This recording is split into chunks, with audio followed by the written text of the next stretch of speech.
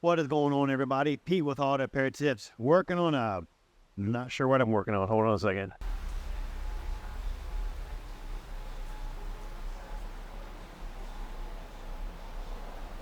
I was getting ready to say Jeep.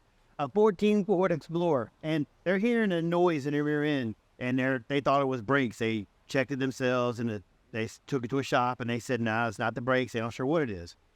So check this out. This is a wheel bearing that's going bad in one spot.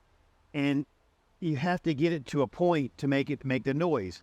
And here's what I'm talking about. Now watch. You're spinning it, nothing, right? But this wheel is hard to turn also. But watch this. It's loose, loose. Gets to a little point. Now watch this. Let's see, can I do it here? Let me get you set up on a tripod. Make it a little bit easier on me. Hold on. All right, now we got two hands going here. So it's loose to a point. Find the bad spot. So here's the good spot. Nice and easy to turn. Try and get that rubbing sound so you can hear. Here.